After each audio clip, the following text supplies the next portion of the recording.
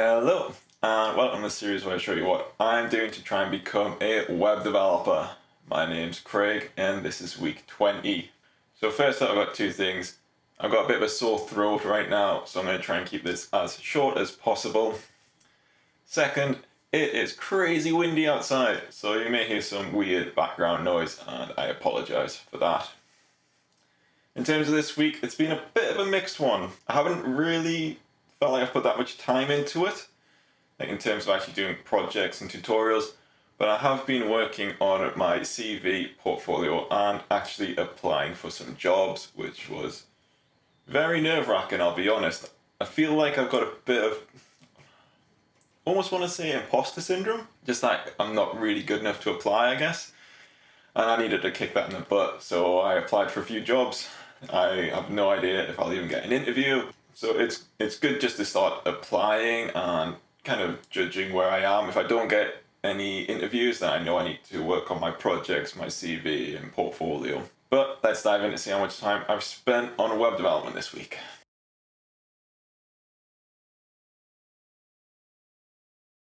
In total, I've spent 16 hours and 16 minutes on web development, and that's split up as 3 hours 30 for tutorials and 12 hours 46 for projects. A very project heavy week because I needed to finish off a few projects for my portfolio and CV. And generally just a short week because I didn't include the time I was doing my CV or applying for jobs as part of web development. I'm not sure if I should or not, but that's how I've done it. Let's see what I've been learning.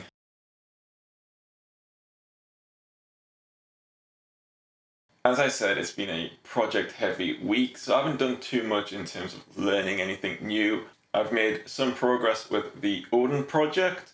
I'm up to, I think it's making changes to the rock, paper, scissors app. But I want to revisit the DOM section a little bit more. There's a YouTube series I want to watch, and I can't remember who it was by, so I apologize for that. But you can find the links on the Odin project. But I also followed along with this drum kit tutorial as part of the DOM section on the Odin project, and that was really fun. Unfortunately, this week I didn't do any of my MERN course, so that means I didn't hit my goal for the month of doing about 8 hours of the MERN course. I've only done about 4, so really not great. Let's dive over to the computer to see what I have been building. Another week, and instead of trying to use a capture card, I've got myself a webcam.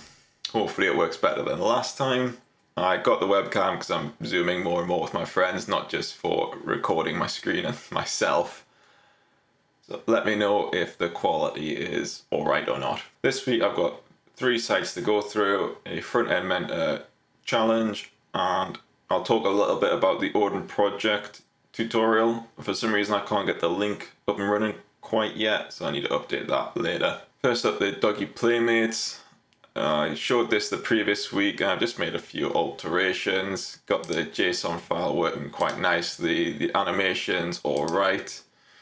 There's one problem I do have with the animation, and for some reason on mobile, if it scrolled down a little bit, it jumps up.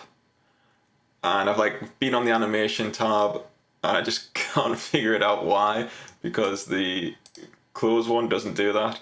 It's just really bizarre. So I need to dig into that a little bit more. I'm still not sure on the pictures because I tried to do a cover and that just doesn't work really. Like Baz's face here just gets really distorted. I don't think you can see his face really well on cover. But I'm quite happy with this website as a whole. It's not the finished project. There's a few things I want to do. I want people to be able to add their own dogs and the images, and then eventually do an area. It will be pretty much like a Tinder site, I guess, but for finding other dogs in your area to play with your own dog.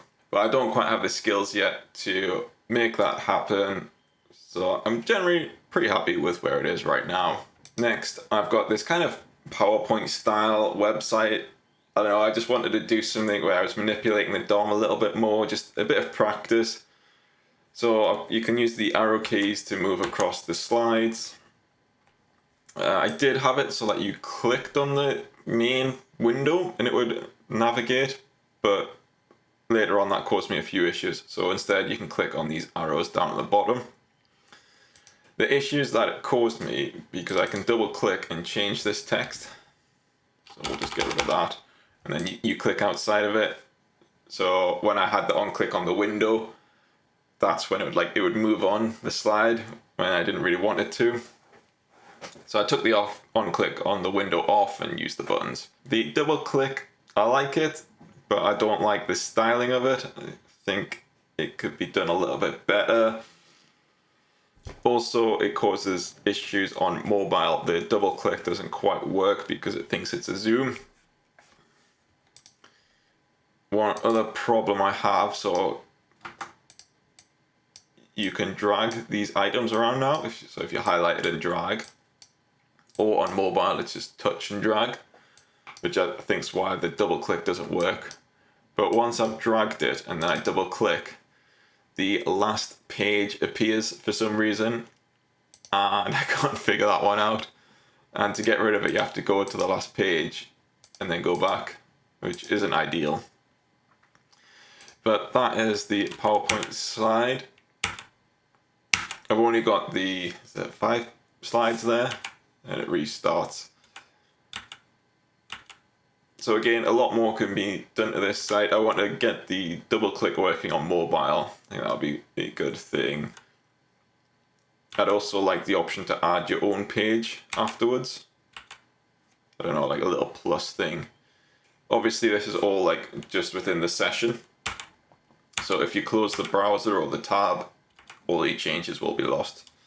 So I know that's not great, but this is just a little fun thing to practice manipulating the DOM.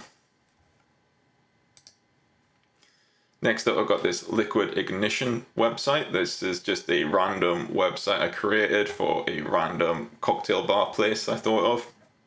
A few hover animations at the top there, a nice big hero section. So this image is actually position absolute, I believe it is. So I've stretched it, and when it goes to mobile, it kind of like changes. I'm not sure if that's a good idea or not. I changed the position on media query, but yeah, I'm not sold. And like down here, that drinks is basically illegible. So I might have to do something with the header. I don't know, put some kind of background on it so the text stands out a little bit more. But I've got a smooth scroll going on from the navigation. I've got 2 sections, just like upcoming events, and then like a drinks section. The idea is that you put the name of the drink in there and a little bit of the description. That's quite a nice overlay using position, relative and absolute on the image. And that's kind of it really. There's some design flaws, but it made use of quite a few techniques. Hover, I've got display flex, display grid, and position, absolute and relative, using images. I think it shows quite a few skills. This week I've tried to do a front-end meta challenge. This was just HTML and CSS, but it was a junior challenge. I wanted to do a challenge where it was a full page again, using a lot of different elements. And I'll be honest, it was a little bit difficult. I haven't quite finished it. So here's my design from Figma, if you want to go check that out. So my design, I've only managed to do it for mobile right now. I need to work on the desktop version next week. It's okay, but not brilliant.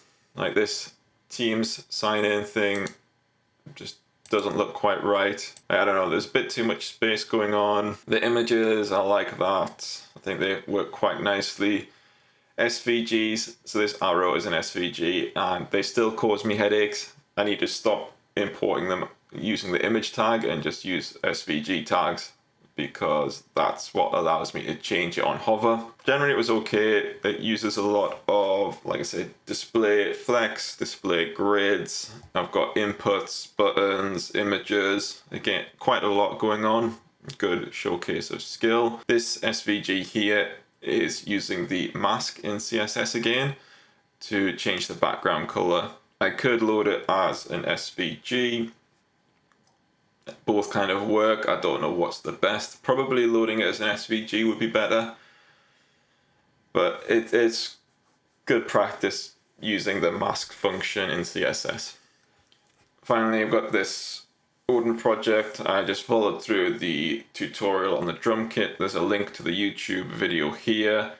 I need to update the link on this navigation. For some reason, my Odin project GitHub repo was just having a bit of a nightmare and wasn't updating properly.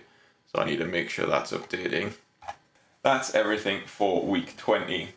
I am really happy that I've applied for some jobs, but I still need to apply to a lot more. It is a numbers game, so I just need to keep churning it out and applying for more and more. I am super grateful to my uncle who looked over my CV and my portfolio and gave me a lot of feedback on that. And similarly to my cousin who also gave me advice on job hunting. Very grateful to them both.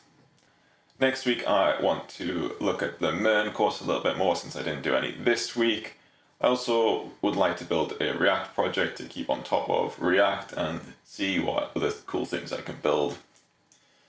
But along with those, I will continue with the Odin project, finish off the front-end mentor challenge that I started this week, and continue with job applications.